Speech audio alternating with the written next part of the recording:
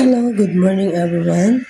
So, mag-update tayo today guys. Still po natin ng Laguna hanggang Romblon. So, mayroon din po tayong sumada dito sa likod. Ayan. So, bago po ang lahat guys, please naman po, pakishare naman po nitong update natin. Pakishare naman po ng ating videos. Wala naman pong mawawala kung ito po ay i-share natin. Ano, so, mali natin, mayroon po mga tumama dyan, ay di nakita rin ng iba, di ba? So, malaki po yung chance na tumama tayo today. Grabe yung sumada ko. Talagang, ang tawag dito guys, pinagdasalan ko pa na sana marami yung manalo today. Kasi marami yung mga may problema ay dapat magkaroon ng pera ngayon para matakpan yung kung anong mga problema natin. Di ba?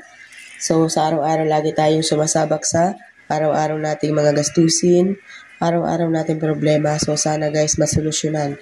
Okay, so tayaan po yan hanggang gabi. Huwag pong kalimutan na i-share ang ating videos. So, yan po ay STL ng Albay hanggang po yan sa Taguig. So, wala po dyan guys ay Pateros. Wala naman siguro tumatay ng Pateros. Wala akong nakikita na. Kahit wala ang Pateros, wala akong nakikita nagko-comment na Pateros. Ano? So, wala akong taga-subaybay ng Pateros siguro dito. So, ito guys ay sinusumada ko ng halos 1 oras. Ano? So, ikaw ba naman magsumada ng napakarami na yan na lugar? So, hindi ko naman po yan na tinambahan na numero lang kasi ayaw ko po kasi guys na hindi kayo manalo. So, ang lagi ko pong ipinagdadasal habang ako po ay nagsusumada ay sana po makuha ko ang numero para po manalo kayo. Dahil syempre, once na manalo kayo, syempre, meron naman pong mababait na tao na siguradong maaalala kung sino nagbigay ng numero sa kanila. Kasi po, ako yun po laging dinagdadasal ko. Hindi po ako guys madamot kahit saang bagay. So, yun lang po ang gagawin natin guys. Bawat upload natin ng videos ay dapat ay nakashare. Please help me guys. Ano? So, yun lang po guys. Malaking tulong po para sa akin yung pag-share ninyo. At wala pong mawawala sa inyo kapag tayo po ay nag-share kahit na ganitong videos lamang.